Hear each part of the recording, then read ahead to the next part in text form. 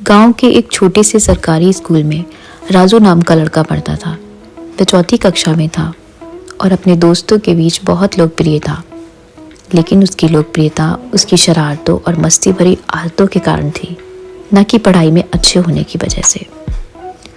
राजू के पिता शहर में मजदूरी करते थे और माँ सावित्री खेतों में काम करती थी। दोनों की मेहनत का बस एक ही सपना था, राजू पढ़ लिख कर एक दिन बड़ा आदमी बने। लेकिन राजू का मन पढ़ाई में नहीं, खेल कूद और दोस्तों के साथ मस्ती में लगता था।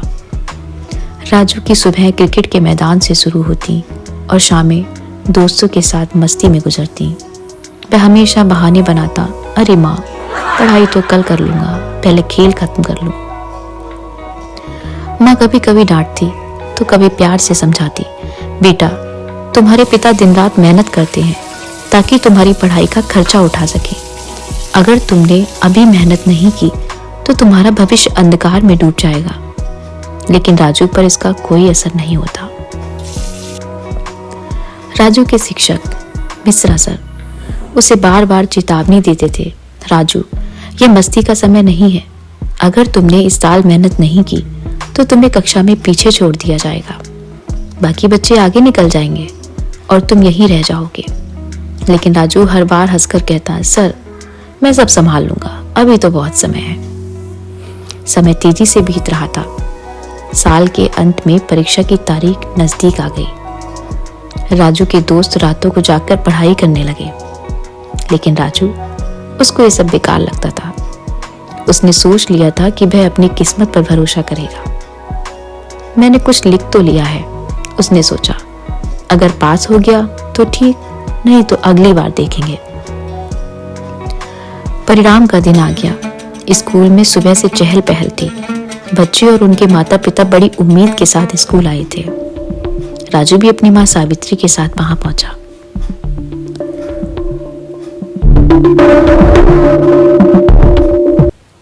सावित्री ने उसे भरोसा दिलाते हुए कहा, मुझे पूरा विश्वास है बेटा, इस बार तुम्हारा परिणाम अच्छा आएगा। राजू मुस्कुरा दिया, लेकिन उसके मन में डर बैठा था। जब नाम पुकारे जाने लगे तो राजू के दोस्तों का नाम पहले आया। मोहन कक्षा में दूसरा स्थान, अजय पास हो गया। दोनों ने खुशी खुशी अपने माता पिता के साथ मिठाई खाई। फिर मिश्रा सर ने कहा, अब राजू का नाम। राजू खड़ा हुआ और उसके दिल की धड़कन तेज हो गई। राजू, मिश्रा सर ने गहरी आवाज में कहा, तुम इस साल फेल हो गए हो। यह सुनकर राजू की आंखों में आंसू भर आए। उसकी मां चुपचाप खड़ी रही।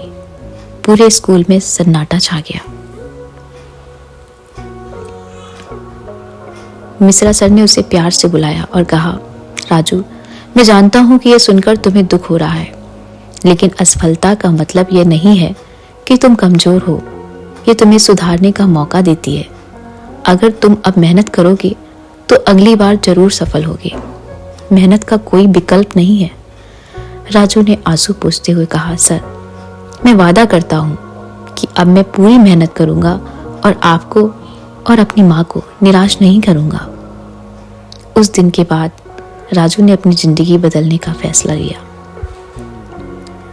उसने दोस्तों के साथ मस्ती कम कर दी और पढ़ाई पर ध्यान देना शुरू कर दिया।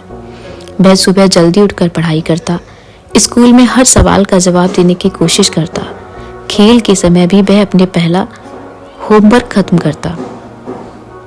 उसकी मेहनत का असर जल्दी दिखने लगा।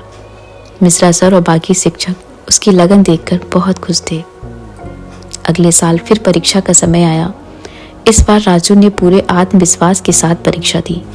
वह जानता था कि उसने पूरी मेहनत की है। परिणाम वाले दिन जब मिश्रा सर ने उसका नाम पुकारा तो उन्होंने मुस्कुराते हुए कहा, राजू, इस साल तुमने सिर्फ पास ही नहीं किया बल्कि पूरे कक्षा में पहला स्थान हासिल किया है। यह सुनकर राजू की आंखों में खुशी के आंसू थे।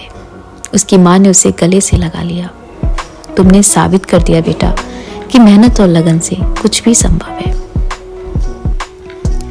इस कहानी से हमें यह सीख मिलती है, असफलता अंत नहीं है।